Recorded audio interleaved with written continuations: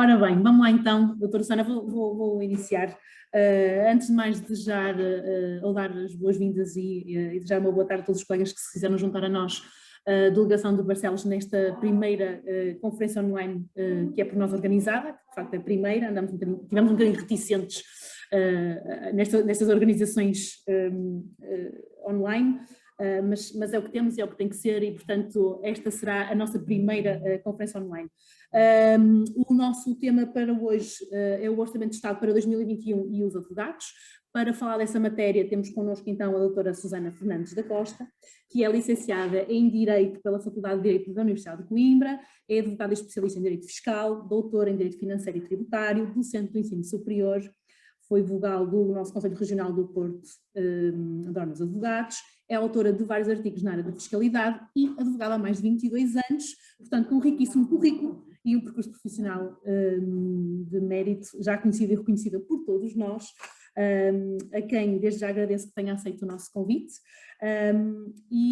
Antes só de dar a palavra, dar só a conhecer aqui aos colegas o nosso esquema de conferência, portanto aquilo que está mais ou menos previsto, ou que nós temos mais ou menos previsto, é que a conferência será dentro do que é habitual, ou seja, a doutora Susana fará uma exposição de cerca de 1 hora, mais ou menos 1 hora, após o que poderão colocar questões ou esclarecimentos, e estes poderão ser de 2 ou de 3 formas, através oralmente, e depois daremos a palavra para os colegas que o queiram fazer, ou então através do nosso bate-papo, ou da Q&A, the question and answer, e serão respondidas depois afinal. Uma nota, os colegas que desejarem um certificado de participação na presente conferência, basta enviarem um e-mail para a delegação do Barcelos e depois serão reencaminhados os respectivos certificados de participação. Posto isto, vou dar aqui a palavra à doutora Susana. Então, muito boa tarde a todos. É com muito gosto que estou aqui mais uma vez a convite da delegação de Barcelos. Desta vez não é presencialmente, é através destes novos meios eletrónicos.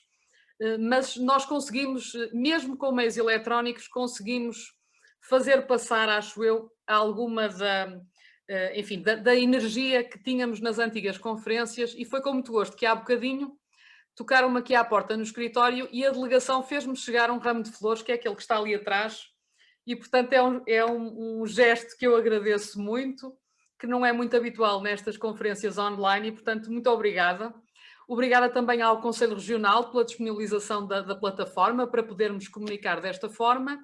E antes de começarmos, dizer só que também vou retribuir a prenda e enviarei à delegação este livro, que é um livro com 30 e tal artigos sobre Direito da Segurança Social, que vai ficar disponível para os colegas depois também poderem consultar.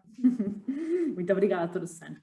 Bom, e então vamos ao nosso tema, que eu espero que não seja indigesto neste final de tarde, mas que, como verão, eu penso que tem muita importância para nós advogados.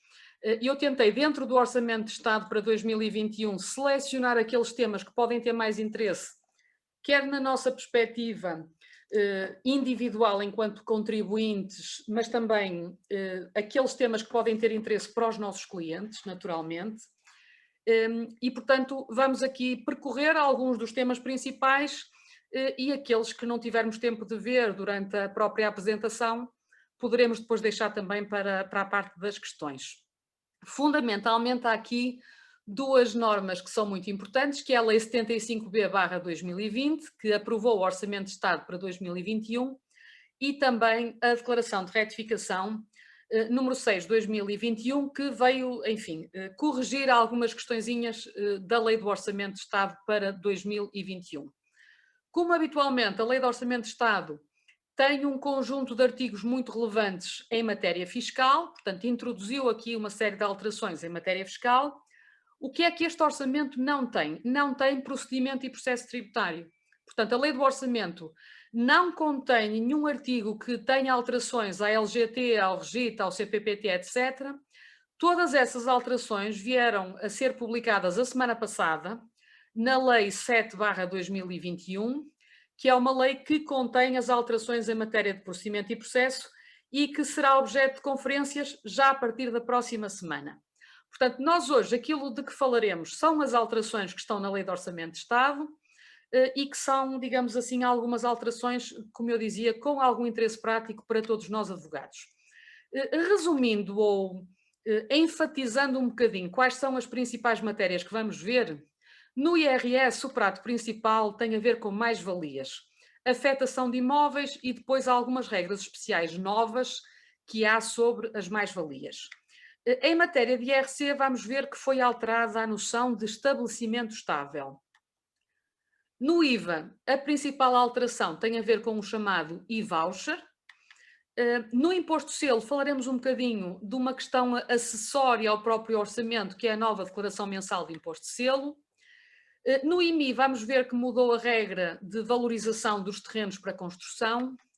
No IMT, uma das alterações que tem sido mais discutida e mais falada tem a ver com as sociedades comerciais que detêm imóveis, aquisição de participações sociais em sociedades anónimas e noutro tipo de sociedades que tenham imóveis no ativo, portanto é uma matéria que teve alterações muito importantes e, portanto, digamos, vamos andar a ver todos estes temas e eu falarei também muito rapidamente no final sobre algumas normas do orçamento e extra-orçamento sobre suspensão de prazos de pagamento e suspensão de prazos fiscais e vou também, enfim, abrir o apetite para a tal Lei 7/2021. Portanto, é isto que nos ocupará agora nos próximos minutos. Ora bem, no artigo 364 da lei que aprovou o Orçamento de Estado para 2021, temos então um conjunto de alterações relevantes em matéria de IRS. E o tema principal tem a ver com a afetação à atividade ou a desafetação da atividade de imóveis. Por exemplo, um advogado ou advogada que pretendam passar o escritório para casa, uma coisa que, em função até do recurso ao teletrabalho, há colegas que chegam à conclusão que conseguem desempenhar as suas funções a partir de casa e que não vê necessidade em continuar a pagar uma renda, por exemplo, ou a afetar, aqui não terá mais tanto a ver com renda, tem mais a ver com, portanto, nós, num determinado imóvel, até aqui estava para a habitação e vamos agora considerá-lo para o exercício da nossa atividade profissional. Portanto, esta afetação, desafetação do imóvel, até aqui tinha uma consequência fiscal muito importante. Era calculada uma mais-valia, mas depois essa mais-valia ficava suspensa até uma futura venda do imóvel. Neste momento, o que é que foi alterado? Portanto, passou a ser, de um ponto de vista de mais-valias, passou a ser neutra, quer a afetação à atividade de um imóvel, quer a desafetação de um imóvel, da nossa atividade e a passagem para a esfera pessoal. Portanto, esta é uma alteração muito significativa que obriga depois a fazer uma série de contas também relativamente ao tempo em que o imóvel esteve na atividade individual, como é que isto vai afetar o valor, mas a principal mensagem é esta. A afetação, desafetação passa a ser neutra de um ponto de vista das mais-valias. Estas alterações implicaram mexer no artigo 3º, número 2 do Código do IRS. Uma coisa que é aqui muito importante, se nós afetarmos um carro ou afetarmos outro tipo de bens móveis à atividade ou desafetarmos, quando fazemos isso, continuamos a ter uma mais-valia. Aquilo que agora ficou, digamos assim, deixou de estar sujeito a IRS é a afetação e desafetação de imóveis, porque ficou ali excepcionado, há uma mais-valia resultante da transferência para o património particular de quaisquer bens, mas não no caso dos imóveis. Portanto, é esta alteração que está ali a vermelho que foi agora efetivamente introduzida pelo legislador. No número 10 do mesmo artigo diz também isto, que relativamente a bens imóveis que tenham estado afetos à atividade do advogado ou do empresário, com determinação de rendimentos com base na contabilidade, portanto, se ao longo dos anos foram praticadas depreciações ou imparidades, é aquela expressão, nós antigamente chamávamos a isto as amortizações. Portanto, se o valor do imóvel já foi de alguma forma recuperado em termos contabilísticos, temos que pegar nesse valor e acrescê-lo ao rendimento do ano em que ocorre a transferência. Portanto, vai ter que haver aqui um acerto no ano em que ocorre a transferência e nos 3 anos seguintes. Bom, quando a operação é em sentido inverso, diz o artigo 10º, número 1, que existe uma mais-valia quando se afetam bens do património particular à atividade empresarial, e agora passa a dizer também com exceção de bens imóveis. Portanto, como eu dizia no princípio, tanto a afetação como a desafetação dos imóveis, até aqui havia uma mais-valia que tinha que ser calculada e que ficava suspensa. A partir de 2021, estas operações dos nossos imóveis, seja para afetar a atividade, seja para desafetar, passam a ser neutras em termos de mais-valias. Depois o 369 tem aqui um regime transitório que foi preciso criar, que diz que mesmo as mais-valias anteriores que se encontravam suspensas, por exemplo, alguém que em 2020 afetou um imóvel à atividade profissional, tinha ali uma mais-valia que iria ser tributada no futuro. O legislador criou aqui um regime transitório a dizer que, portanto, elas poderão, já se poderá nestes casos aplicar o novo regime e, portanto, não haverá cálculo da mais-valia, mas também existe a opção de optar pelo regime anterior, caso isso seja mais favorável. Bom, esta afetação, desafetação do imóvel, agora para efeitos de mais-valias é neutra e, portanto, digamos, pode haver interesse de alguns colegas em fazerem esta alteração, mas temos que ter cuidado com outras normas. Mais uma vez, mantém-se a mais-valia na transferência de outros bens, a desafetação da esfera particular pode levar a correções ao IMI, se por exemplo estivermos dentro daqueles 3 anos de isenção de IMI que existe quando temos uma casa para habitação. A afetação à esfera particular de um imóvel que está para escritório pode levar a correções ao IVA deduzido, eventualmente, por exemplo, em obras, e então temos que ter cuidado com isso também. O imóvel que esteja a nível particular pode ser usado nos termos do artigo 31 do Código do IRS. Nós, no regime simplificado, hoje em dia, há ali uma quantidade que vamos ter que justificar. 15% dos nossos rendimentos têm que ser justificados. E então, podemos usar nessa justificação uma parte do valor que já gastamos em água, luz na nossa casa, quando ela é o nosso escritório também, e o próprio VPT do imóvel, uma percentagem do VPT, nos termos do artigo 31 do IRS, também pode ser usada na justificação dessas despesas. Esta justificação das despesas, na prática, só é relevante para rendimentos anuais acima dos 27.000 euros, 27.000 e uns trocos. Até esse valor, não temos que nos preocupar com a justificação das despesas, para efeitos de regime simplificado, porque já há lá uma quantia que é atribuída automaticamente e que nos resolve o problema da justificação. Mas a justificação passa a ser importante quando ultrapassamos um valor de rendimentos superior a 27.000 euros anual.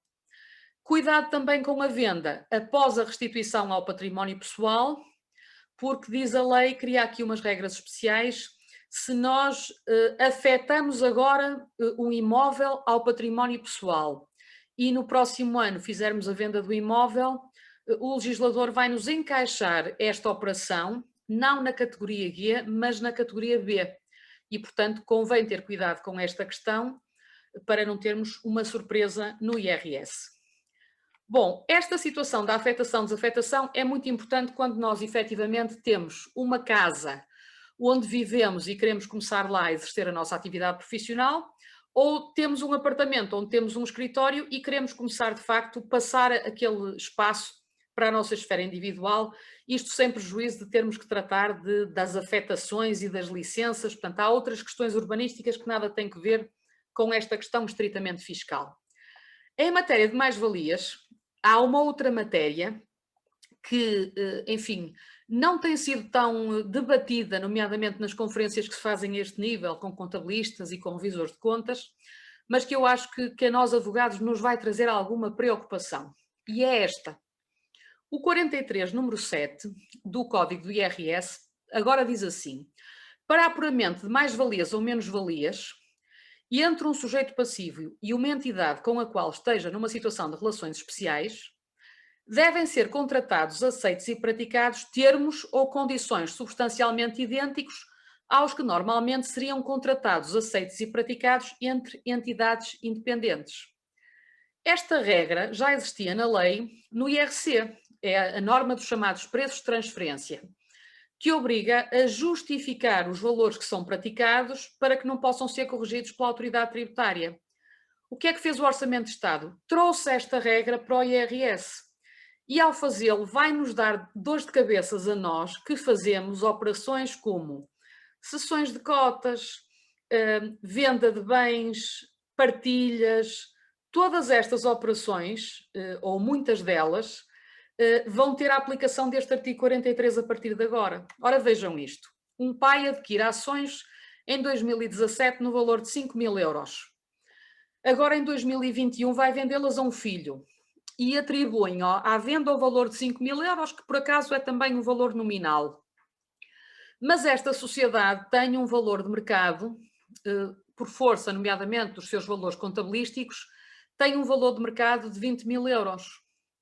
O pai vendeu por 5.000 euros, recebeu 5.000 euros, mas vai ter que pagar impostos com base em 20.000. E nós que preparamos um contrato destes, que cuidados é que temos que ter? Temos que justificar que aquele valor dos 5.000 euros é um valor que seria praticado entre entidades independentes. Bom, quais são então as entidades especialmente relacionadas? Este elenco está no Código do IRC, mas abrange família em geral, uniões de facto, as relações entre os sócios e as sociedades, entre os membros dos órgãos de administração e as sociedades, mas também abrange situações de dependência económica. Um particular que presta serviços só a uma entidade, um particular que é trabalhador de uma entidade, eu acho que se pode considerar também aí que há uma relação especial. E, portanto, nos negócios entre este tipo de entidades, nós a partir de agora temos uma regra nova. Bom, a que operações é que se vai aplicar? Vai-se aplicar a operações que gerem mais-valia. As operações que geram mais-valia são as que estão no artigo 10º do IRS e têm quase sempre a ver com nós adquirimos um bem e agora vamos vendê-lo, aliená-lo, transmiti-lo. O artigo 10º fala na alienação onerosa de direitos reais sobre bens imóveis. Isto também inclui partilhas, permutas, compras e venda, em alguns casos contratos promessa. Também fala o artigo 10º em cessões de cotas, transmissão de ações, afetação de automóvel à atividade principal, aquilo que estávamos a falar há bocado, cessões de créditos, prestações suplementares e prestações acessórias, ou seja, há aqui um grande número de operações de direito civil e direito comercial que a partir de agora nós vamos ter que ter o cuidado de justificar que o valor praticado, pese embora se trate de partes relacionadas, que é um valor praticamente de mercado. E então qual é o cuidado que temos que ter? Temos que justificar que o negócio está a ser feito em termos ou condições substancialmente idênticos aos que normalmente seriam contratados. E para conseguirmos preencher este conceito indeterminado, diz, enfim, coisas que podemos fazer. Podemos pedir avaliações para alguns dos bens, por exemplo, em determinado tipo de situações como os imóveis, juntar a prova do preço por metro quadrado na mesma zona. Temos ali uma figura que está na lei, é muito bonita, mas depois não funciona, que se chama avaliação prévia.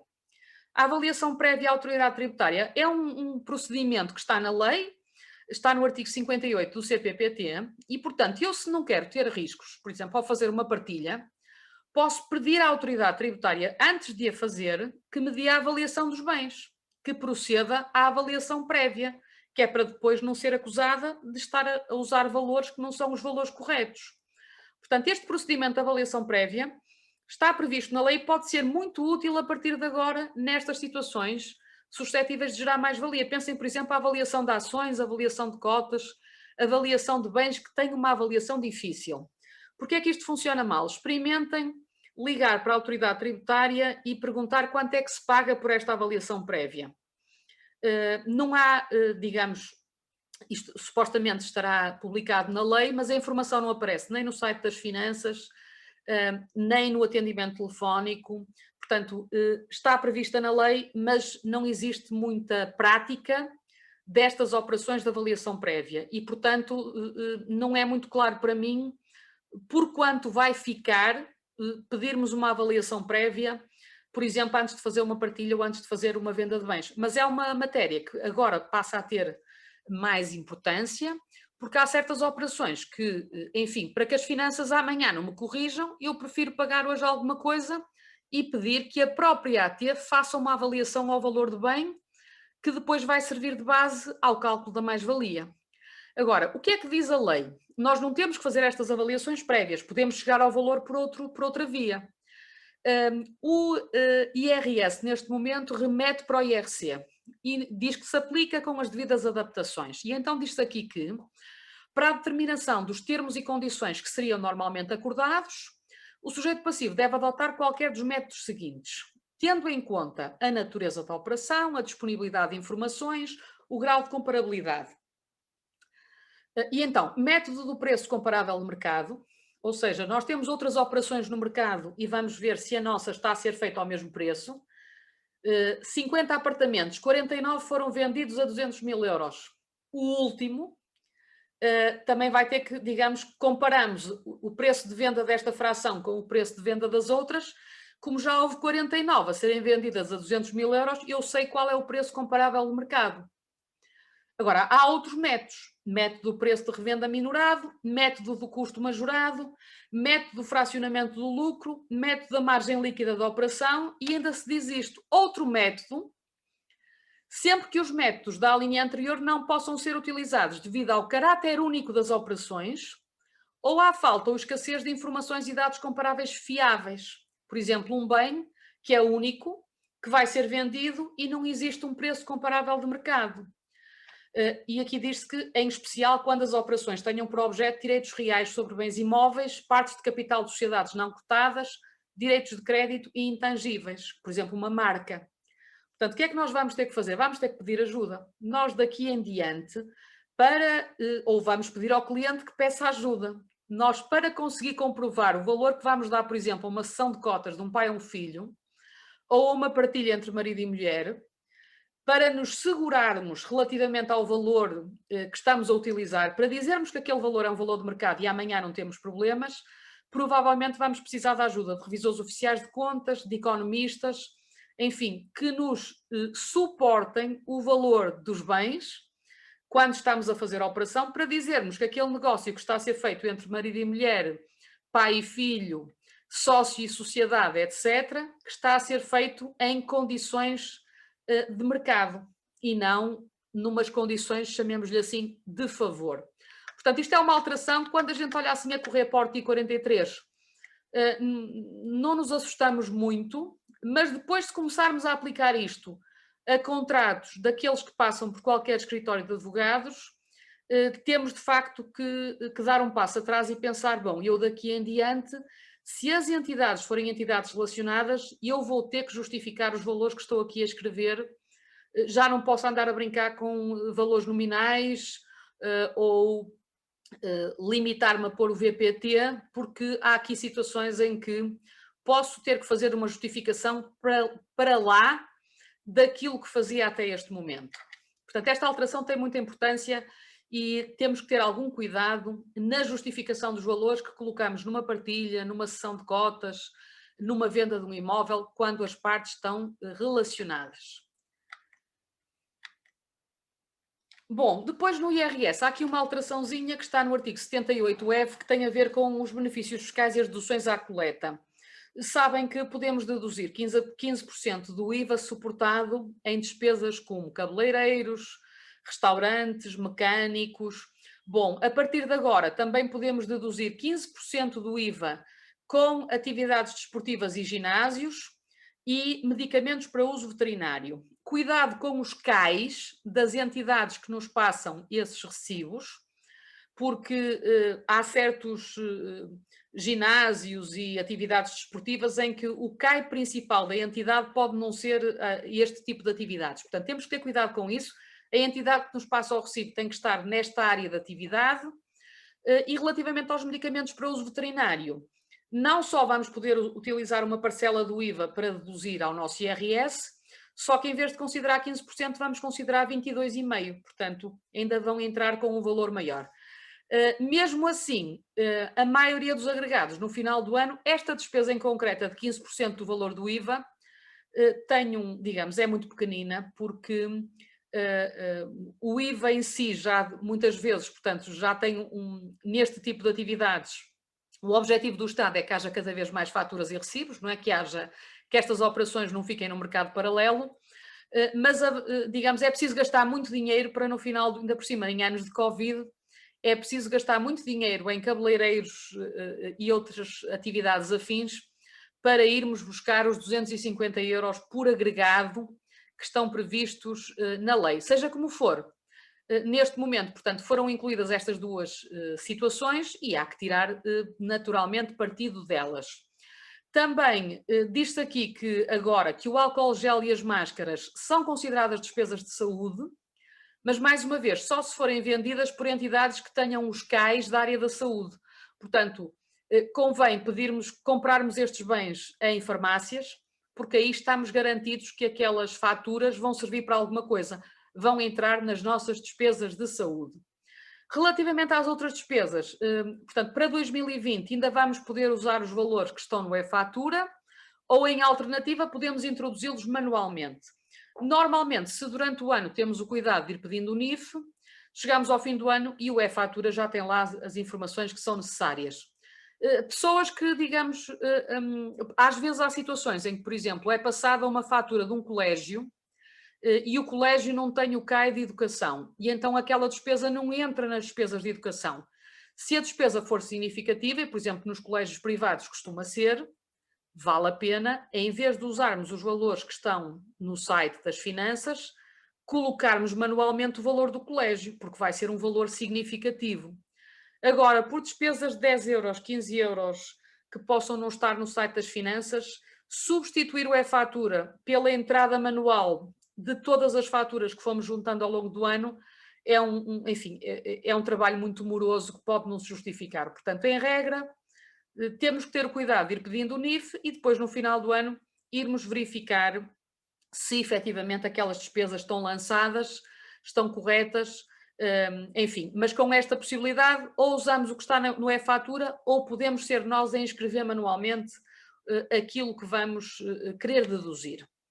Bom, 371 da Lei de Orçamento de Estado, relativamente ao regime simplificado, também se diz que em alternativa ao e-fatura, os sujeitos passivos que estão no regime simplificado podem declarar, para efeitos de afetação à atividade empresarial, as despesas e encargos do regime simplificado. Portanto, nós temos a opção de ou utilizar aquelas que já estão no sistema ou fazermos nós essa identificação para efeitos daquilo que eu falava há bocadinho do artigo 31, dos tais 15% que vamos ter que justificar, mais uma vez, situação que só se justifica quando faturamos mais de 27 mil euros por ano. Mas a lei dá a mesma alternativa. Ou usamos o que já lá está, ou vamos nós declarar quais são as despesas que tivemos, por exemplo, de comunicações, que têm a ver com a nossa atividade empresarial. Bom, em IRS as principais alterações são estas. São poucas, mas importantes, como acabamos de ver, principalmente aquelas duas das mais-valias. No IRC, a principal alteração tem a ver com o conceito de estabelecimento estável. Bom, e que interesse é que tem este conceito? Qual é, digamos assim, o interesse desta situação? Quando uma empresa estrangeira tem estabelecimento estável em Portugal, tem que pagar aqui IRC. Se a empresa estrangeira não tem em Portugal um armazém, uma sucursal, um escritório, etc., só é tributada, em princípio, na sua residência, no estado onde tem a sede. Portanto, quando uma empresa não residente tem aqui um estabelecimento estável, passa a ter obrigações declarativas em Portugal e passa a ter que pagar imposto. E então o que é que foi feito agora? Foi alterada a noção de estabelecimento estável e isto significa que mais empresas estrangeiras vão passar a ter estabelecimentos estáveis em Portugal. Houve aqui nestas duas alíneas do artigo 5º, número 3, o que foi alterado foi o prazo. Por exemplo, um estaleiro de construção, se ficar cá mais de 6 meses, é considerado estabelecimento estável. A entidade que tenha o estaleiro passa a ter estabelecimento estável. Nas instalações, plataformas ou navios, quando a duração da atividade excede a 90 dias, também há estabelecimento estável. Até aqui eram precisos 6 meses. Portanto, nestas duas situações, elas já eram um estabelecimento estável. O que mudou foi o prazo. E esta aqui é que é nova e é perigosa. Portanto, atividades de prestação de serviços, incluindo consultoria. Pensem, por exemplo, consultores espanhóis que aqui em Portugal prestam serviços de consultoria. se forem prestados por uma empresa através dos seus próprios empregados ou de outras pessoas contratadas para exercerem atividades em território português, se os tais consultores espanhóis exercerem aqui a atividade durante um período que exceda 183 dias, essa entidade pode não ter aqui, reparem, o que é que esta entidade tem em Portugal? Só tem recursos humanos, não tem um espaço, não tem um escritório, não tem uma sucursal, só tem consultores que se movem em Portugal, tem estabelecimento estável. Portanto, nós estamos aqui a esticar o conceito de estabelecimento estável. E depois no número 6, também se diz aqui que também se considera que existe estabelecimento estável sempre que uma pessoa que não seja agente independente atua em território português por conta de uma empresa, se tiver poderes de intermediação e de conclusão de contratos, e, portanto, nestas circunstâncias que estão aqui no artigo, também vamos considerar que existe estabelecimento estável. Portanto, temos que ter aqui algum cuidado com a aplicação deste artigo, porque vai fazer com que certas entidades estrangeiras que até aqui não tinham um estabelecimento estável, agora vão passar a ter. E há aqui um conceito importante, que é o conceito de atividade complementar. Portanto, se existir atividade complementar e se a atividade prestada pela empresa estrangeira, que tem, por exemplo, aqui um armazém, não for apenas uma atividade preparatória, a entidade estrangeira que tenha aqui um depósito ou um armazém também vai passar a ter estabelecimento estável. Portanto, o artigo teve 3 ou 4 mexidelas que vão fazer com que mais entidades estrangeiras passem a ter a obrigação em Portugal de ter contabilista, de ter que entregar declarações de IRC, enfim, sem prejuízo depois de terem crédito de imposto no país onde está a sociedade-mãe. Portanto, temos que, disto aqui também, que uma entidade que se não tiver sede nem direção efetiva em Portugal e não tiver estabelecimento estável, mas obtiver rendimentos em Portugal, enfim, não tem que ter as mesmas obrigações que as que têm estabelecimento estável, mas é obrigada a ter um representante aqui em Portugal, e esta pessoa pode ser o advogado. Portanto, temos que ter algum cuidado com este artigo 126, que fala das empresas estrangeiras que não têm estabelecimento estável, mas se tiverem cá rendimentos, são obrigadas a ter um representante em Portugal. No IRC ainda, houve uma alteração nos encargos com viaturas ligeiras de passageiros híbridas plug-in.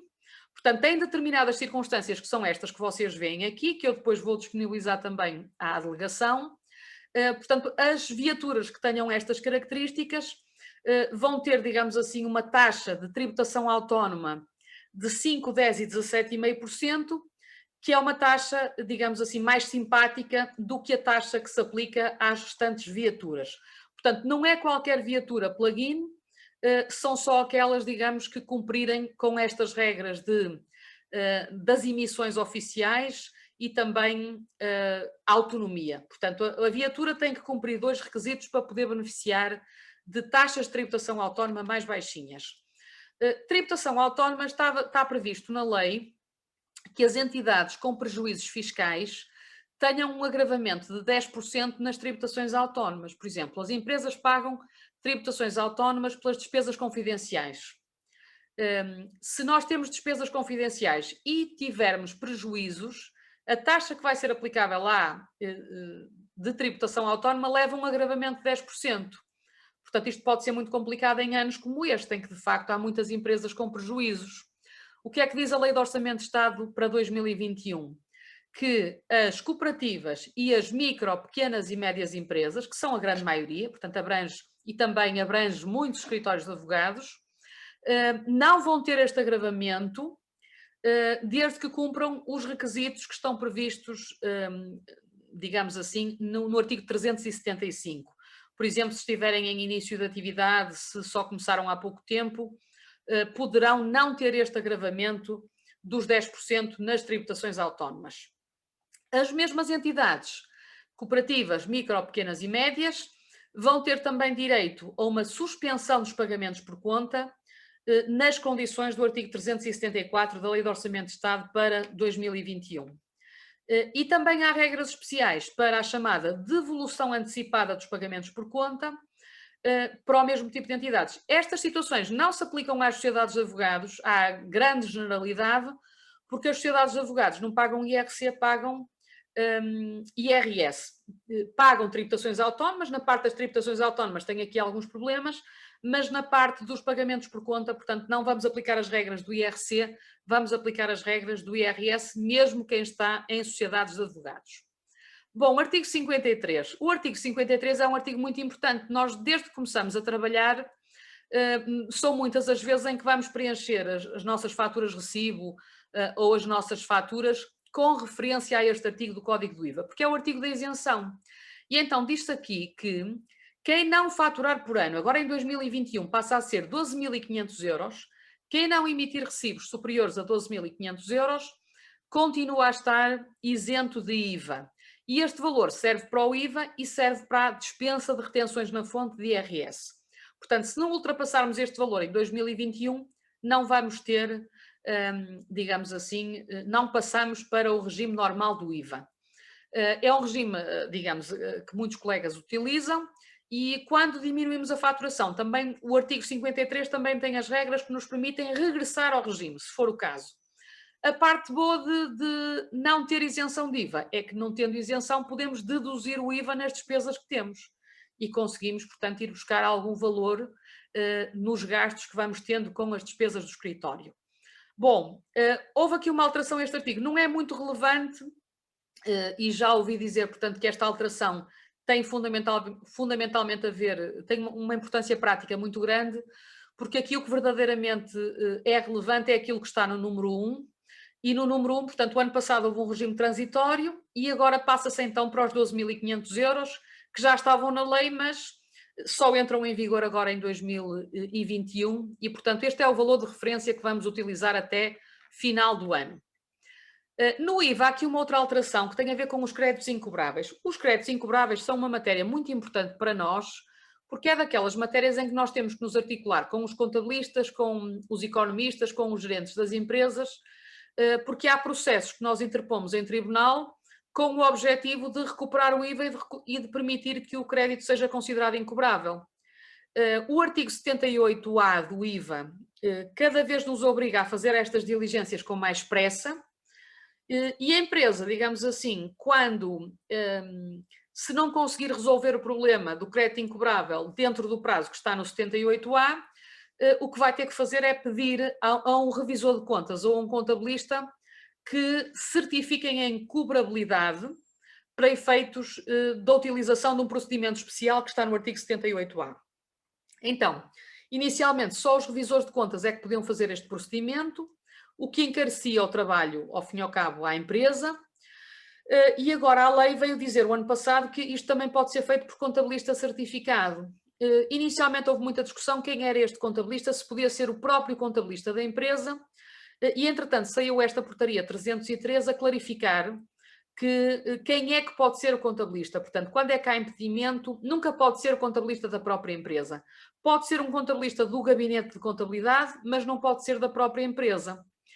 E então, para estes casos de autorização prévia, diz-se aqui, portanto, que o contabilista tem que ser independente, não pode ser o próprio contabilista da empresa e que esta norma tem natureza interpretativa. Portanto, a partir de agora, as finanças vão ver, quando se apresentam estes pedidos de autorização prévia do IVA, se o contabilista que está a certificar é o contabilista da empresa ou se é externo. Portanto, nunca pode ser o próprio, senão o sistema vai bloquear.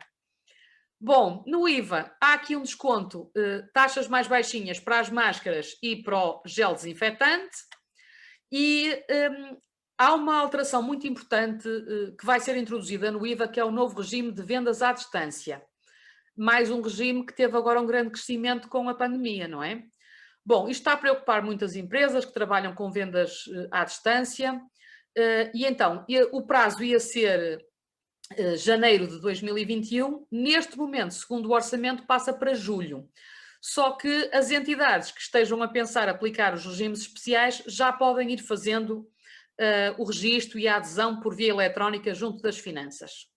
Outra alteração muito importante, as faturas, mesmo as nossas faturas, muitas delas vão ter que passar a ter o chamado QR Code, que é estas imagens que permitem uma leitura automática.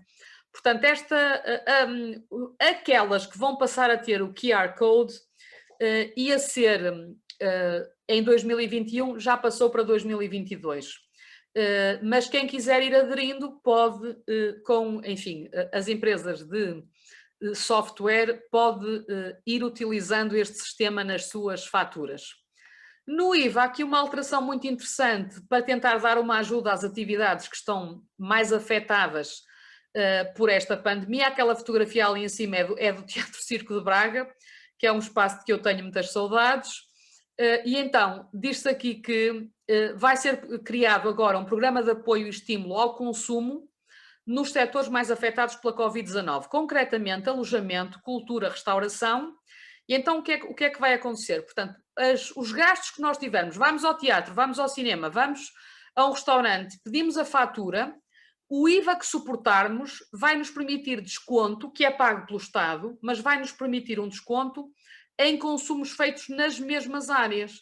Portanto, isto é o Estado aqui a gerir um sistema de vouchers, o que só é possível se o e-fatura estiver a funcionar muito bem.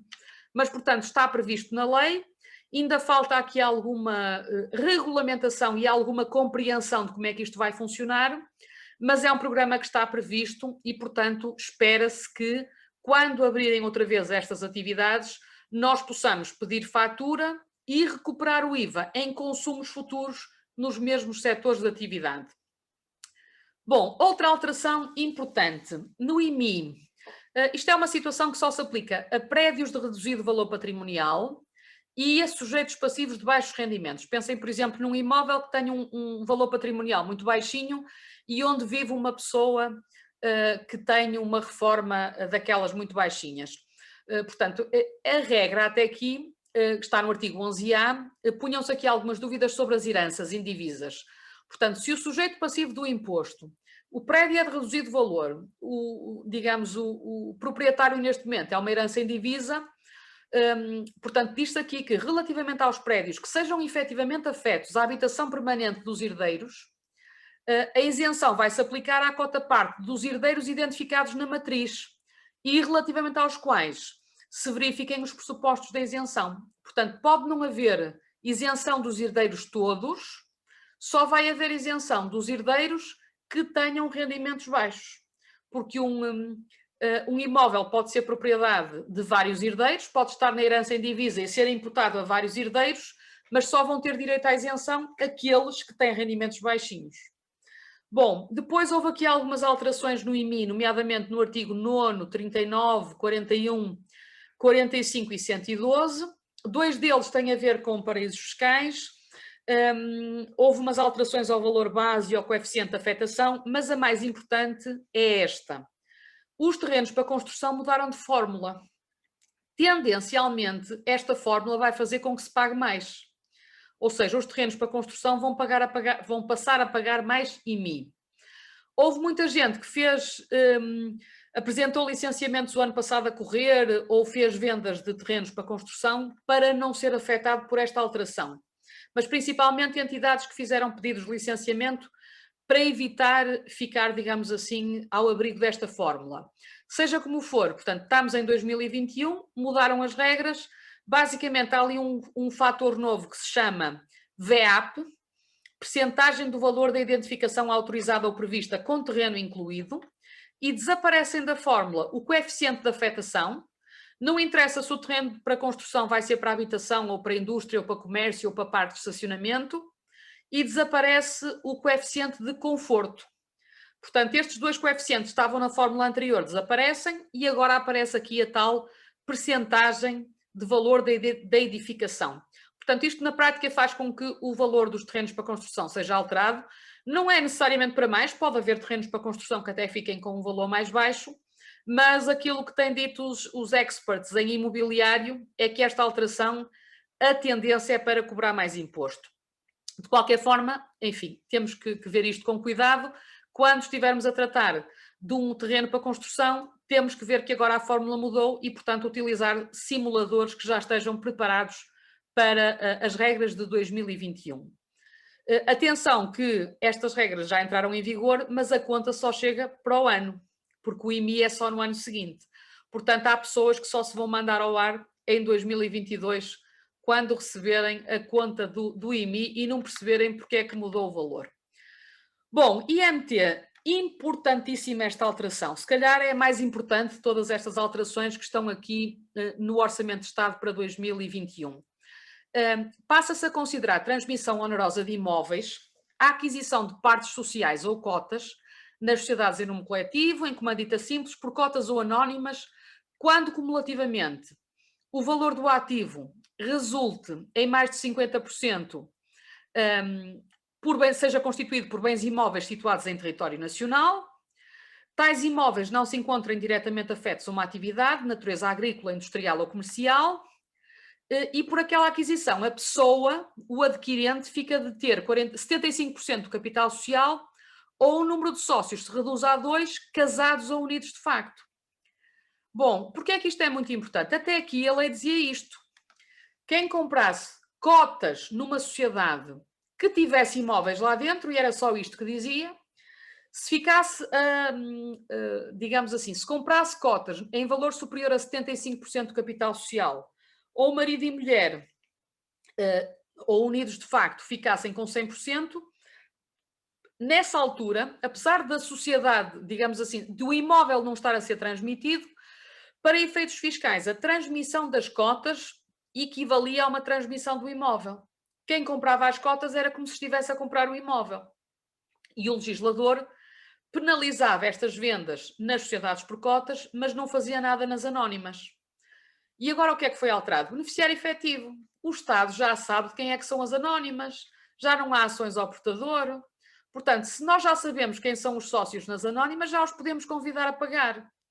Portanto, por um lado, nas sociedades anónimas, nós agora temos que perguntar sempre: há imóveis? Que era uma preocupação que só tínhamos nas cessões de cotas. Agora temos que fazer esta pergunta nas transmissões de ações. Só que, assim, numa primeira vista até parece que vamos ter muito mais sociedades afetadas por este artigo, só que depois o legislador, quer dizer, colocou aqui as anónimas, mas melhorou o artigo, porque diz que não basta ter imóveis para ter que se pagar esta quantia. É preciso que se cumpram agora requisitos adicionais. E então, o que é que temos que ver? Temos que ver o valor do ativo da sociedade e se esse ativo é constituído ou não em mais de 50% por bens imóveis. A sociedade pode ter um bem imóvel, mas no ativo pode ter lá outros bens que até valham mais que o imóvel. Depois, ver qual é a afetação do imóvel. Isto vai ser essencial. A sociedade tem um imóvel, sim senhor, tem uma fábrica, mas o imóvel está diretamente afeto a uma atividade de natureza industrial. É um pavilhão, então não se aplica o artigo. Então eu posso comprar 75% da sociedade anónima e não vou ter nenhuma transmissão de imóveis, porque aquele imóvel faz parte do processo produtivo e da criação de riqueza daquela empresa. Aqui só não se admite que a atividade da empresa seja compra e venda de imóveis. Portanto, temos que ter algum cuidado com as sociedades imobiliárias. E depois disso aqui, portanto, é tal situação, ficar com 75% do capital social, ou marido e mulher, ou unidos de facto, ficarem com, digamos, participações superiores a este valor. Mas também há aqui uma clarificação relativamente às cotas próprias, que as cotas próprias ou as ações próprias, como é que se vão calcular? Vão ser proporcionalmente imputadas aos sócios na proporção da participação. Portanto, se marido e mulher compram 80% de uma sociedade e depois a sociedade compra 20%, os 20% da sociedade são imputados a marido e mulher. E, portanto, vai haver tributação. Ok? Portanto, este artigo é novo, vai-se começar a aplicar agora em 2021 e sempre que estivermos a falar de venda de ações ou transmissão de ações ou cotas, temos que vir aqui ao artigo perguntar se há imóveis, qual é a função daqueles imóveis, e qual é o ativo da sociedade. Vamos ter que fazer mais perguntas, porque senão, se nos limitarmos a fazer a cessão de cotas ou a transmissão das ações, pode aparecer uma conta para pagar de IMT, e o IMT pode não ser baixo, não é? É um imposto que tem um valor normalmente alto, e ainda por cima há sociedades que têm lá vários imóveis dentro. E isto pode fazer de facto com que alguém inadvertidamente seja surpreendido com uma conta para pagar IMT muito elevado. Se mais tarde os sócios que compraram a sociedade passarem o imóvel para seu nome, já não vão pagar a segunda vez IMT. pagam só a diferença. Por exemplo, eu comprei 75% de uma sociedade e agora quero comprar o imóvel, portanto, já 75% do IMT já foi pago, só pago a diferença. Portanto, isto pode ser bom se efetivamente a sociedade só foi comprada para ficar com o imóvel e eu depois quero fazer a transferência para a minha esfera pessoal. Mas, de qualquer forma, está isto previsto, portanto, que o perigo grande aqui é nós estarmos a comprar ações ou cotas e não vermos que vai haver aqui uma tributação em IMT. Depois há aqui uma taxa agravada de 10% para os paraísos fiscais, não só, portanto, sociedades que têm sede, mas também entidades que podem estar em Portugal, mas que têm como sociedade dominante uma entidade que está num paraíso fiscal. Portanto, mais uma vez, com o beneficiário efetivo, nós já sabemos estas ligações todas e o Estado consegue chegar a mais sujeitos passivos e a mais contribuintes. Bom, no imposto de selo não há assim alterações muito importantes. Há um agravamento, sim senhor, e um agravamento que tem a ver com créditos que são concedidos inferiores a um ano, superiores a um ano, sob forma de conta corrente. Portanto, há aqui uma série de créditos que têm um agravamento em 50%, portanto, em que o imposto de selo vai ser alterado. Não é propriamente isto que digamos que é muito complicado no imposto de selo. O problema do imposto de selo, mais uma vez, é que a partir de janeiro, portanto, a partir de 2021, em 2019 aprovou-se uma portaria, ela não entrou logo em vigor, entrou agora em vigor. E então, todos os meses, os contabilistas têm que informar a autoridade tributária de todos os empréstimos e suprimentos e tudo o que seja entre a sociedade e o sócio. Todos estes valores, por pequenos que sejam, têm que ser informados à autoridade tributária. Uns estão isentos, por exemplo, os suprimentos em regra estão isentos, mas têm que ser comunicados. E o que não for suprimento, o que for empréstimo, também tem que ser comunicado, mas tem que ser tributado. E, portanto, esta obrigação já entrou em vigor. É muito fácil numa sociedade, é o dia de pagar o IVA, tenho que fazer aqui um depósito. Tenho que fazer o depósito, vai ser considerado um empréstimo como um suprimento. Temos que ter algum cuidado com os documentos que suportam estas operações, porque elas vão passar a ser comunicadas. Isto já está a causar o caos junto dos contabilistas. Nós ainda não estamos muito preocupados com isto, mas temos que ter algum cuidado, principalmente quando fazemos contratos de mútuo, quando fazemos contratos de suprimento, temos que ter a noção, a partir de agora, que estas operações têm que ser comunicadas ao fisco. Porquê? Porque é muito comum, às vezes, ser preciso justificar uma operação que se fez há 2 anos atrás. Foi suprimentos. Foi o empréstimo. E onde é que está a declaração mensal? Onde é que está este valor na declaração mensal? Portanto, o Estado está a fechar a rede. Eu todos os meses tenho que dizer ao Estado, entre sócios e entre a sociedade, o que é que efetivamente foi emprestado, o que é que foi objeto de um contrato de suprimentos. Não posso fazer isso só depois a posteriori. Portanto, é uma obrigação importante. A obrigação em si não está no orçamento só está o agravamento de algumas dessas operações, mas é uma situação. Eu deixei-vos aqui um link em baixo para um trabalho feito pela Ordem dos Contabilistas Certificados sobre este tema em concreto, que tem, nomeadamente, uma série de modelos e de regras para distinguir os diversos tipos de contrato em matéria de tributação e imposto de selo e como é que deve ser preenchida a declaração mensal. Portanto, pode ter algum interesse depois consultarem isto com mais calma. Orçamento de Estado, muito rapidamente, benefícios e Código Fiscal de Investimento. Aqui não vou desenvolver muito, vou só mesmo chamar a atenção. Portanto, existe um incentivo à manutenção dos postos de trabalho. As empresas grandes que tenham lucro não podem despedir. Se despedirem, perdem os benefícios fiscais.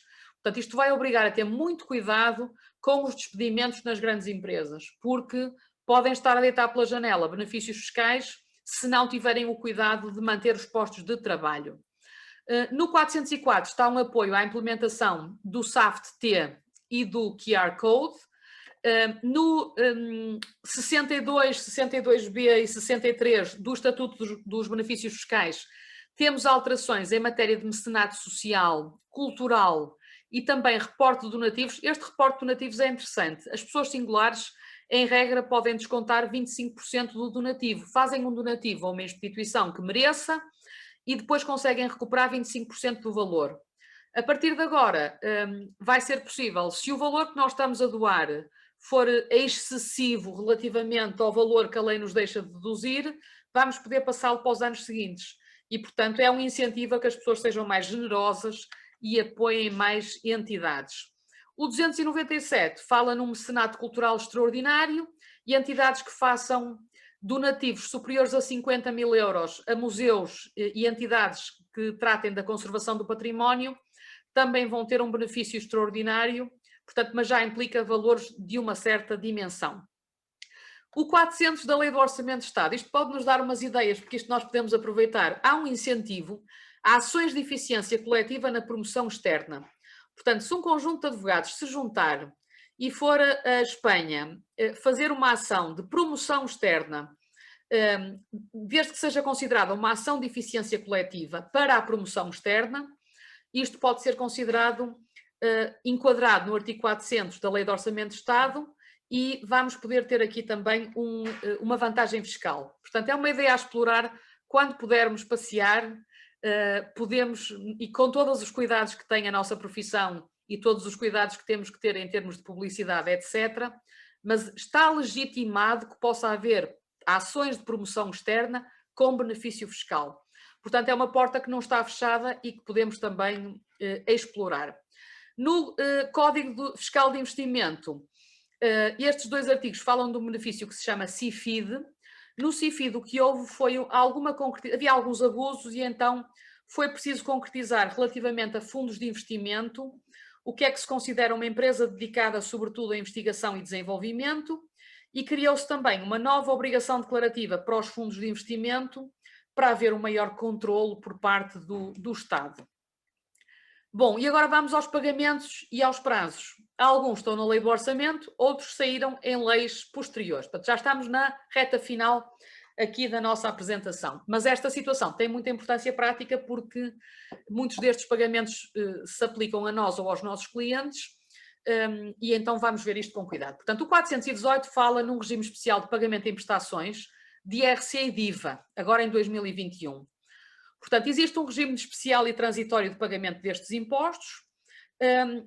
É preciso que a pessoa esteja com a situação regularizada e que o valor a pagar seja inferior a 15 mil euros no momento do requerimento e que estejamos em prazo de pagamento voluntário. Portanto, em regra, nós não podemos pagar em prestações o IVA, mas a regra agora é que vai ser possível. Nós, se tivermos um IVA a pagar, por exemplo, de 10 mil euros, podemos pagá-lo em prestações. Só podem beneficiar deste regime nós, os que estamos em categoria B de IRS e as entidades que sejam consideradas micro, pequenas ou médias empresas. Faz-se o requerimento junto do Serviço Local Periférico ou através do Portal das Finanças. Qual é a vantagem de pagarmos isto faseadamente? Não temos que prestar garantia há um desconto nos juros de 50% durante o prazo prestacional. Não é zero, mas só se paga 50% dos juros. É claro que isto é um empurrar com a barriga para a frente das obrigações, mas que pode dar algum jeito em situações de algum sufoco de tesouraria. Diz-se aqui depois que este enquadramento enquanto PME tem que ser certificado por um contabilista certificado. Não tem que ser antigamente tinha que ser mesmo o IAP-MEI a emitir uma certificação, hoje em dia pode ser um contabilista comprovar que a empresa cumpre os requisitos para ser PME. Bom, estes pagamentos, portanto, que dizem respeito aos pagamentos de IVA que vamos fazendo durante o ano, temos sempre que os pagar até final do ano, portanto, o prazo limite vai ser 2021. Naturalmente, isto é IRC e IVA, nas sociedades de advogados só podemos utilizar isto para o IVA, não pagamos IRC, a não ser casos excepcionalíssimos de sociedades de advogados que não estão na transparência fiscal, mas são muito poucas em Portugal. Portanto, a grande generalidade dos advogados e das sociedades transparentes não pode utilizar isto, a não ser para o IVA. 419, este já é para os impostos todos.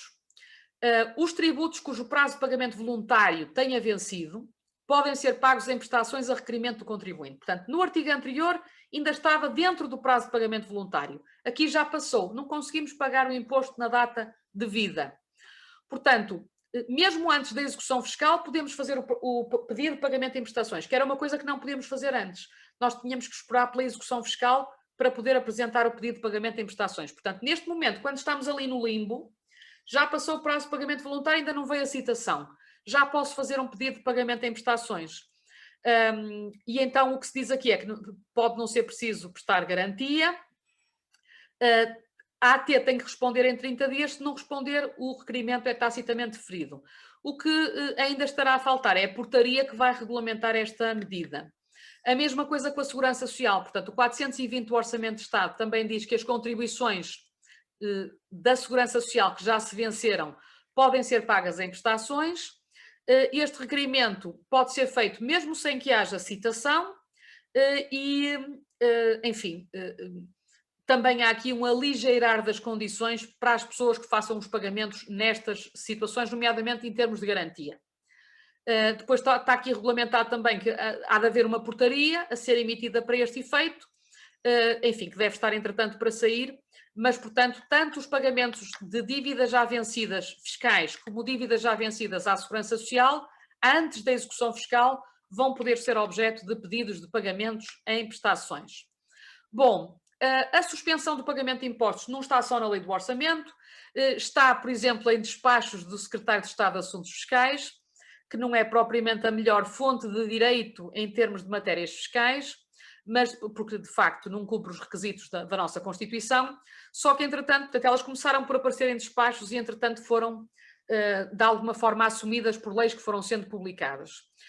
E então temos aqui este Decreto-Lei 103A/2020, que diz que neste momento o IVA mensal e trimestral pode ser pago em prestações desde que haja uma quebra de faturação de pelo menos 25% e depois as condições exatas em que isto pode ser feito também se aplicam a 2021. Por exemplo, o IVA de janeiro de 2021 a abril de 2021, trimestral, pode ser pago até ao dia 25 de março, ou então em 3 ou 6 prestações mensais de valor igual ou superior a 25 euros, portanto, sem juros.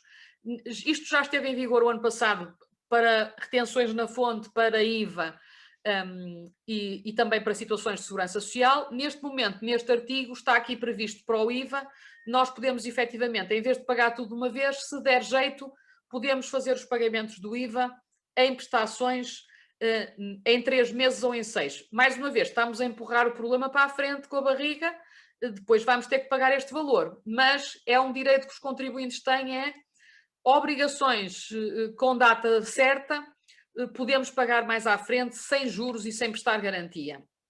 Bom, outra situação muito importante, suspensão das execuções fiscais. As execuções fiscais ficaram suspensas ainda antes da suspensão dos prazos fiscais. Concretamente, este Decreto-Lei número 6E vem dizer que estão suspensos até 31 de março os processos de execução fiscal.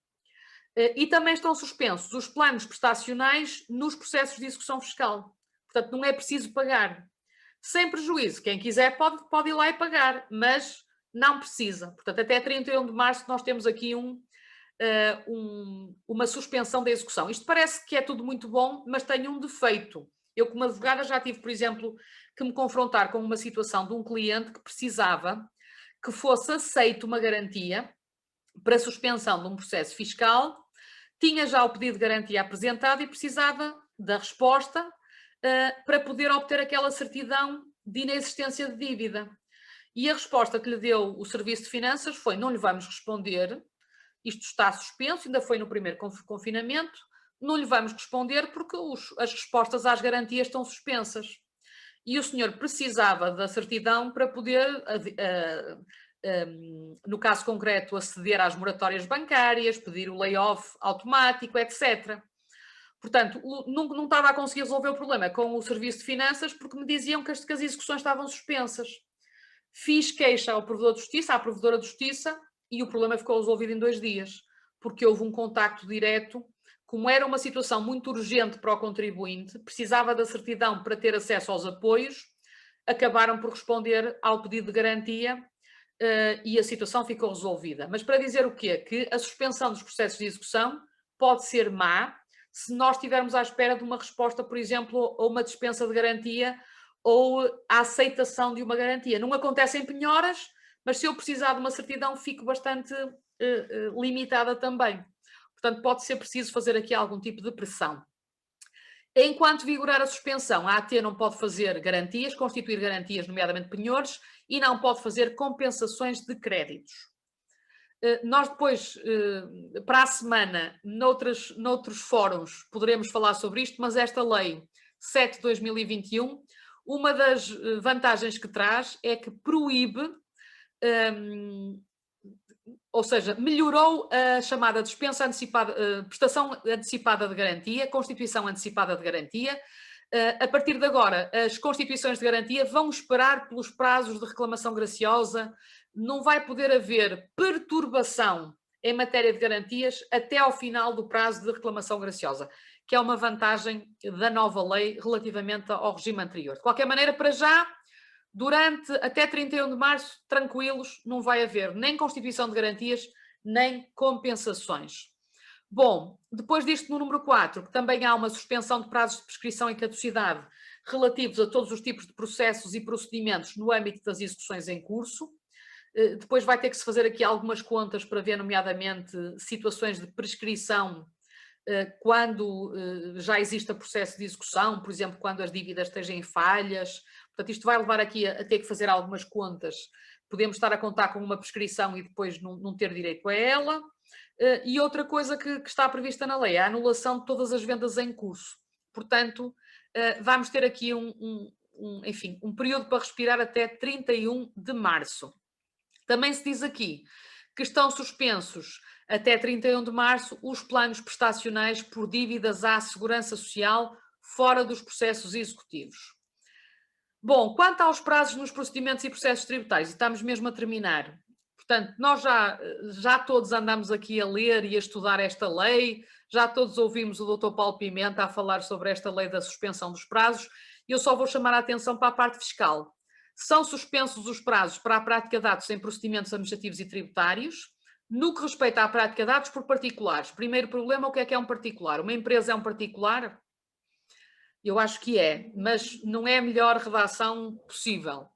A suspensão dos prazos em procedimento tributário abrange apenas interposição de impugnação judicial, reclamação, recurso hierárquico, outros procedimentos de idêntica natureza. Na prática, estão suspensos pedidos de revisão, enfim, procedimentos tributários de natureza impugnatória estão suspensos.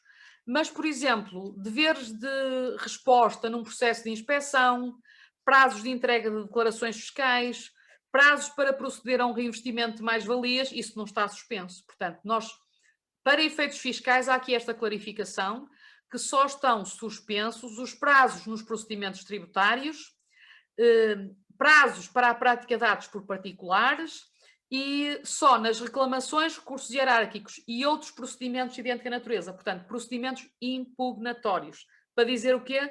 Que há muitos procedimentos tributários que não estão nada suspensos nesta altura. Quanto aos processos, aí estamos melhor porque estão suspensas, como sabem, todas as diligências, aqui é igualzinho aos outros processos, sem prejuízo de, por acordo de todas as partes, se poderem fazer as diligências através de meios informáticos. Portanto, mas aqui não temos nenhuma particularidade específica para o direito fiscal, nos tribunais tributários são as mesmas regras do que nos tribunais comuns.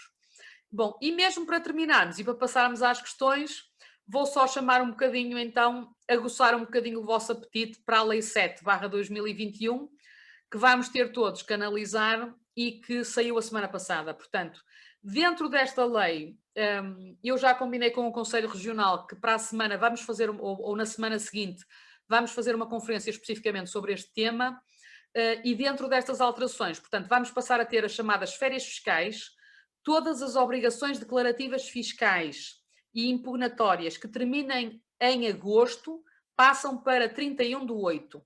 Isto foi uma exigência da Ordem dos Contabilistas Certificados, que conseguiu que este regime fosse aprovado, e é para permitir efetivamente que, enfim, nomeadamente os contabilistas, mas também os advogados que têm, digamos, que cumprir obrigações fiscais durante o mês de agosto.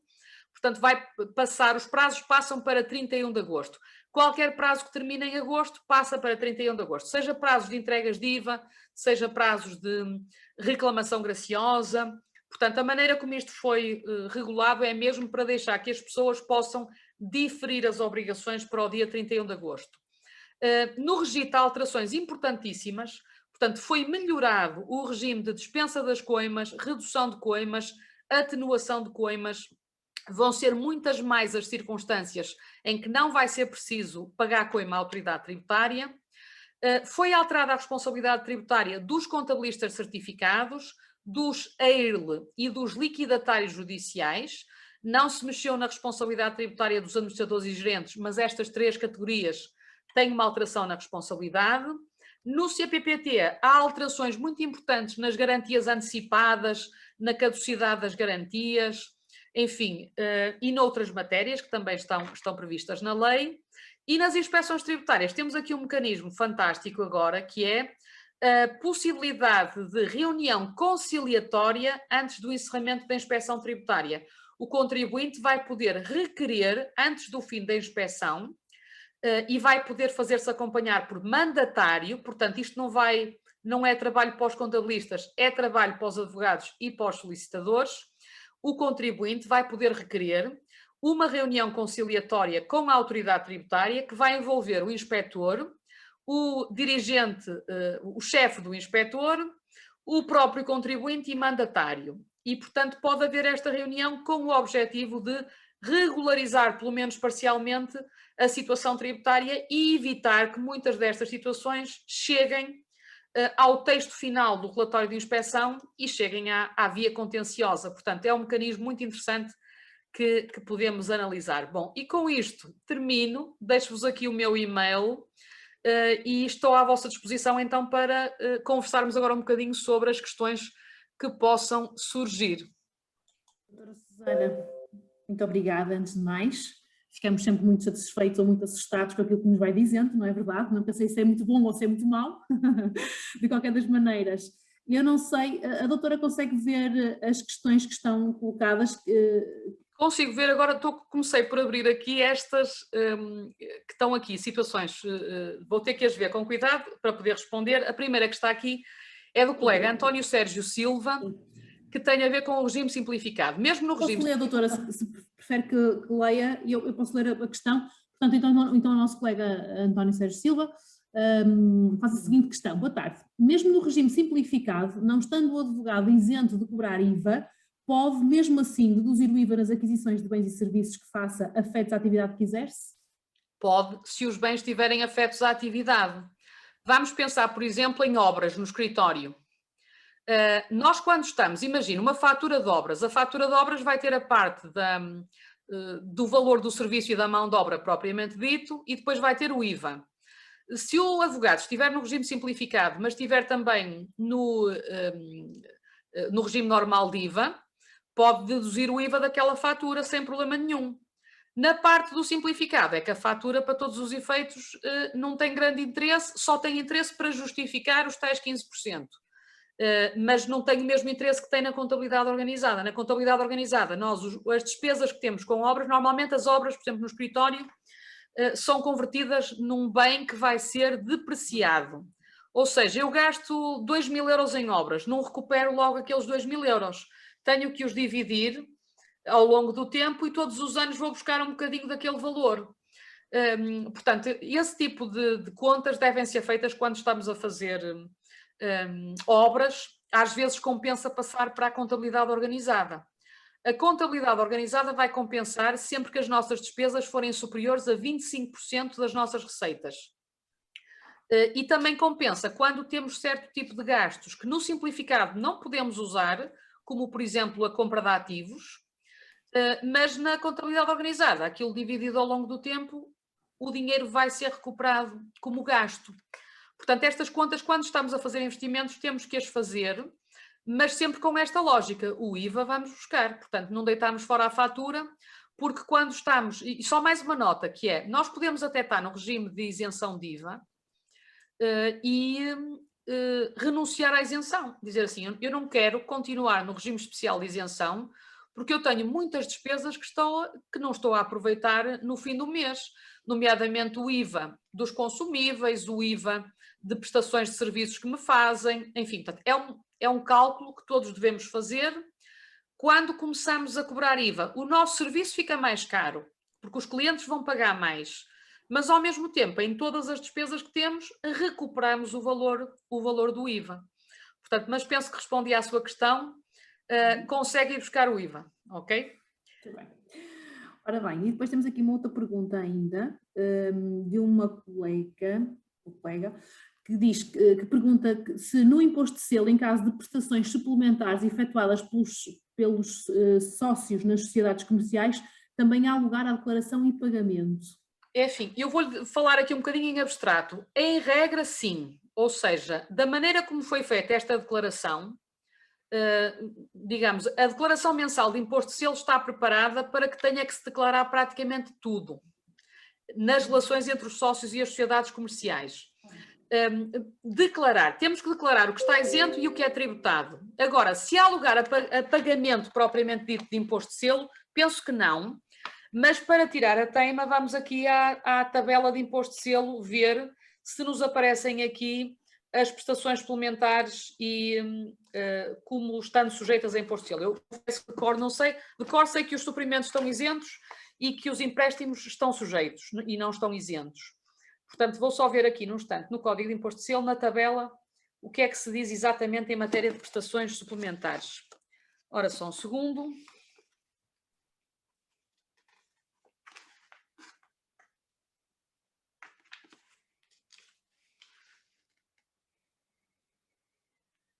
Parece-me que não está previsto. Portanto, como facto indicado na tabela, não estará aqui. Portanto, à partida, não estando sujeito a imposto de selo, não terá que haver essa tal comunicação. Portanto, aquilo que tem que ser comunicado é tudo que apareça nesta lista, não é? E o que é que aparece nesta lista? Aparecem-nos os suprimentos e aparecem-nos os empréstimos de curta duração. Portanto, à partida, as prestações suplementares não terão que constar do tal modelo que eu falei. Ainda assim, no tal link que eu pus ali nos diapositivos, esse cuidado, o tal documento preparado pela Ordem dos Contabilistas Certificados tenta bater todas as relações entre os sócios e as sociedades para dizer o que é que tem que ir para a declaração, o que é que não tem que ir e onde é que se inscreve. E, portanto, uma sugestão era depois, quando os diapositivos forem disponibilizados, ou antes disso, se quiserem ir espreitar ao site da OCC, fazer uma verificação sobre se essa comunicação é obrigatória ou não. Eu diria intuitivamente que não. Que no caso das prestações suplementares, não. Elas são comunicadas noutros sítios, não é? Vão na IES, o Estado sabe na mesma que elas foram feitas, mas à partida não terão que ir nessa tal declaração mensal de imposto de selo. Muito bem. Temos aqui uma outra questão. Ora bem, então temos aqui um colega que pergunta se um sócio adquirir 10% de cotas a outros sócios, quando já tinha 80% do capital e passa agora a ter 90%, numa empresa que tem imóvel, se paga IMT. Eu acho que aqui temos que ver, por exemplo, lá está, se for uma sociedade anónima, sim, desde que se cumpram os outros requisitos. Até aqui a situação não estava sujeita a imposto, mas agora ficou com mais de 75%, a sociedade tem imóveis, à partida terá que pagar. Tinha 80%, a sociedade não tinha imóveis, entretanto a sociedade passou a ter imóveis e agora fica com 90% do capital.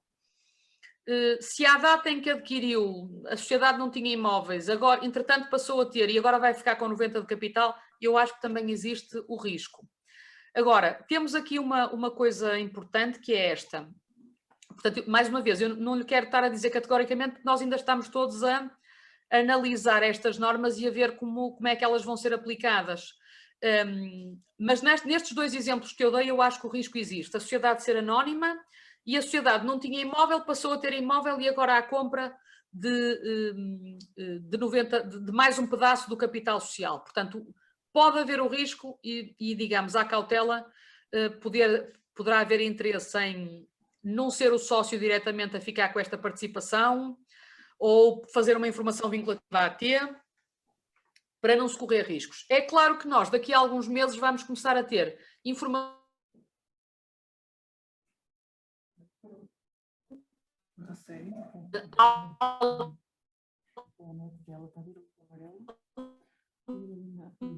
Possam vir a ser publicados nesta matéria.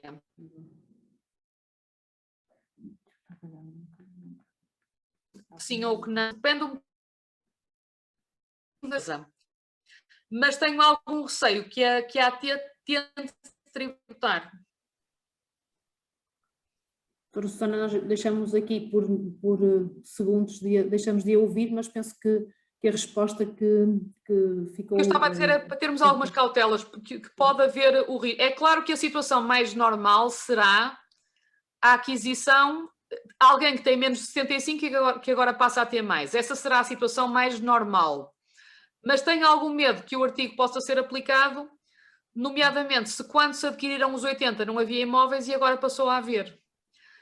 Mais uma vez, nós nestas situações vamos ter que ter muito cuidado para ver qual é a afetação do imóvel, qual é a atividade da empresa, porque isso hoje em dia vai mudar completamente as regras em termos de termos ou não que tributar em IMT. E cuidado também com as cotas próprias, que até aqui não estavam na lei e agora, enfim, vão ser imputadas proporcionalmente, portanto, mesmo que não se que um sócio não fica com 75%, se a sociedade depois ficar com cotas próprias ou ações próprias, vai ter depois um impacto também em IMT que possa ter que se pagar. Muito bem.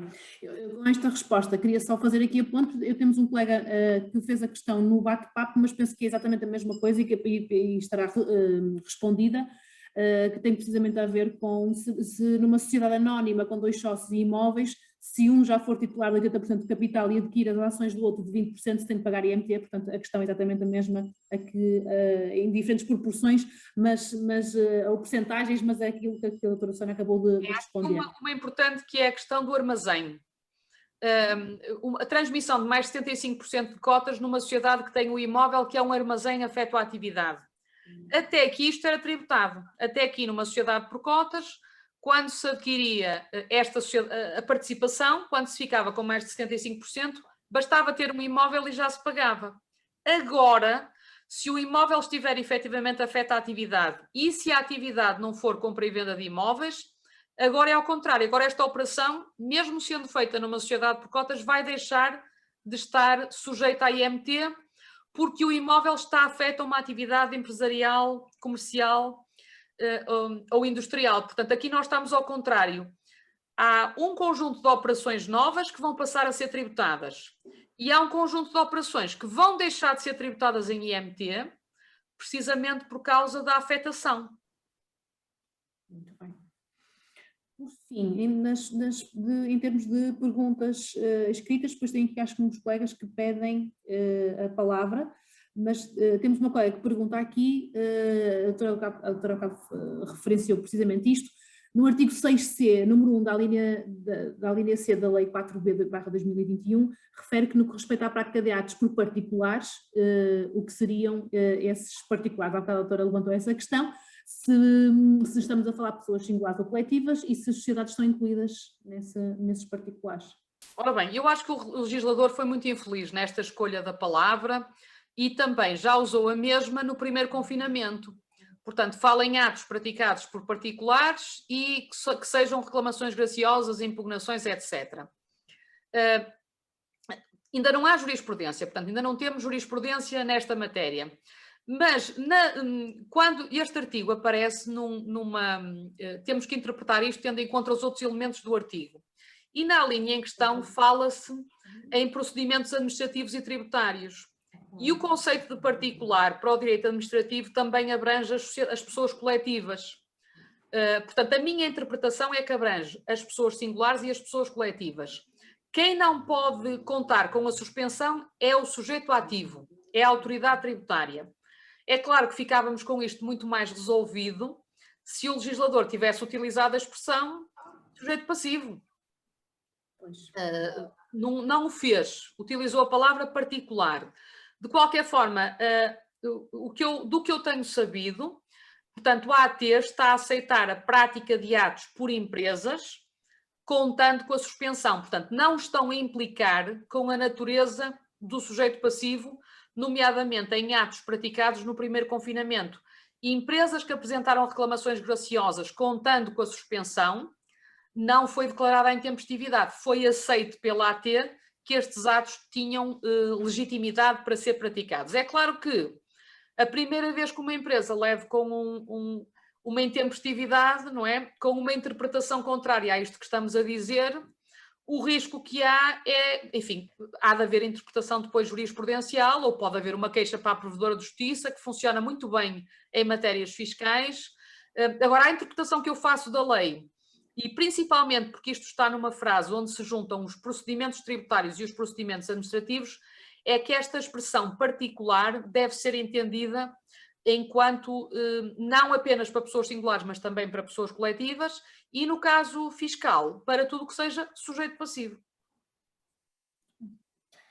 Ora bem, temos aqui ainda uma outra questão, antes de passarmos a palavra aos colegas, e um colega pergunta se o artigo 43, número 7 do Código do IRS, se aplica também a dações em pagamento de um quinhão hereditário.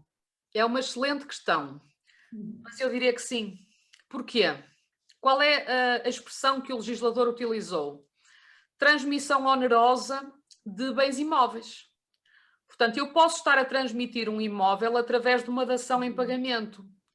E se eu adquiri aquele imóvel, vamos imaginar adquiri-o por 10 mil euros e agora faço a dação em pagamento para extinguir uma dívida que vale 100.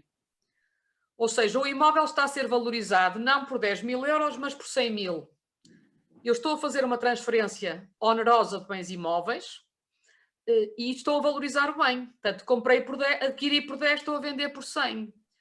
Esta operação pode dar origem a mais-valias. Dando origem a mais-valias, o que é que eu recomendava? Que se tentasse arranjar um valor objetivo para esta dação, para este imóvel. Eu penso que o Código do IMT tem depois regras específicas para contratos deste tipo, como é que se vai valorizar o próprio imóvel. Este artigo 43, número 7, põe-nos aqui imensas questões. Eu, por exemplo, estou muito curiosa para ver se a AT nos imóveis se nos vai deixar usar o VPT. Ou seja, eu digo assim, pronto, estou a fazer a dação em pagamento e vou atribuir ao imóvel o VPT. Um valor de mercado, um valor... Tenho um bocado de medo, e não sei como é que isto vai ser interpretado, que a AT me diga assim, não, o VPT são 100, mas o valor de mercado são 200. Portanto, eu quero as mais-valias pelos 200. Portanto, vamos ter que esperar um bocadinho para ver como é que isto vai ser interpretado pela própria autoridade tributária e se, tendo o Código do IMT regras claras sobre IMT, sobre a valorização dos imóveis, diz que temos que usar sempre o mais alto dos dois, ou o VPT ou o valor que estamos a dar à operação. Naquelas circunstâncias em que estamos a dar o VPT, eu tenho um bocado de medo que a aplicação deste artigo possa levar a tentarmos achar aqui um valor de mercado superior ao próprio VPT. Como é que nos defendemos disto? Avaliação prévia, pedimos às finanças que avaliem o imóvel antes de fazer a operação, porque aí não pode haver surpresas, a AT fica vinculada ao valor que nos der. A dificuldade aqui vai ser conseguir que a AT nos dê um preço por esta avaliação prévia, porque de facto há muito pouca prática disto e a lei diz que tem que ser publicada todos os anos a taxa, mas depois ninguém a encontra. Portanto, vamos ver como é que isto funcionará. Bom, nos imóveis, apesar de tudo, temos um valor de referência que é o VPT, mas depois temos as ações, as participações, as marcas, ou seja, realidades muitíssimo mais difíceis de avaliar. Eu posso-vos dizer que neste espaço de tempo, desde que saiu o orçamento, já tive, por causa deste artigo, já tive dores de cabeça com uma partilha e com uma sessão de cotas. Na partilha, o que é que fiz?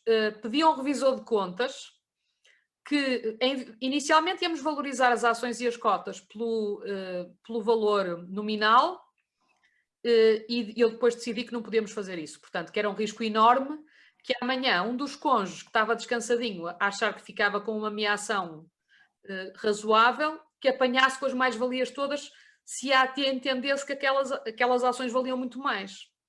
Portanto, há cautela, podemos pedir a revisores de contas que nos forneçam uma avaliação, ou economistas, que nos forneçam uma avaliação objetiva por um daqueles métodos que ali estão, não é? No caso das ações e das cotas, vai-se muito pela contabilidade. Agora, podemos ir pela contabilidade aprovada em março, podemos ir pela contabilidade de dezembro, fazer um balancete e usar a contabilidade de dezembro. Podemos usar as contas do ano passado, mas, por exemplo, estar a fazer isso hoje já é um bocado arriscado. Portanto, nestas operações o que a gente consegue fazer é pensar assim, bom, eu vou arranjar um balancete de novembro que tem determinados valores, porque me dá mais jeito, ou vou esperar pelas contas a 31 de março, porque já vão valorizar aquelas prestações num valor completamente diferente. Portanto, e depois é assim, há empresas que a gente vai pelos capitais próprios. Noutras temos que somar aos capitais próprios outras quantias. Enfim, mas parece-me a mim que em muitas dessas operações vamos precisar de ajuda de economistas, de revisores, para darem um bocado mais de suporte aos valores que estamos a colocar nos contratos. Muito bem. E agora, acho que tem aqui mais uma pergunta. Não vou dar aqui a palavra, é o colega a perguntar ao PowerPoint, já falo nisso. E eu tenho aqui a doutora Cláudia. Eu vou mandar os diapositivos para a delegação de Barcelos. Entretanto, podem depois mandar um e-mail à delegação e provavelmente vão ser disponibilizados também online para quem precisar. Não sei se a doutora Cláudia já me está a ouvir. Não. Eu não consigo aqui.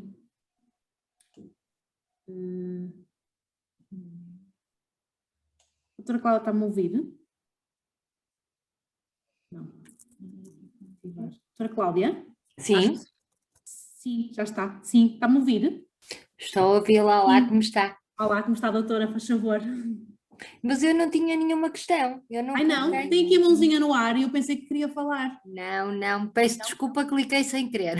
Não faz mal, está desculpada. Parabéns pela clareza da intervenção à doutora Susana e gosto em vê-la. Doutora Cláudia, muito obrigada. E eu penso que não temos... Eu acho que tem aqui uma outra mãozinha. Doutora Cláudia Arial, nós temos é que combinar, quando isto acabar, umas conferências ao vivo. Sim. Eu também acho. Sou muito mais profícuas, também acho. Eu penso que não tenho mais ninguém. Bom, acho que a mãozinha aqui no ar continua a ser da doutora Cláudia, portanto...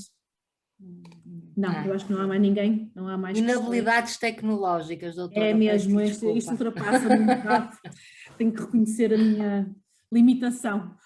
De qualquer das maneiras, doutora Susana, eu penso que não temos mais questões, acho que os colegas não fizeram, pelo menos eu consiga me perceber, acho que não há mais questões de colegas, pelo que resta-me agradecer a sua disponibilidade, a amabilidade, a clareza com que expõe,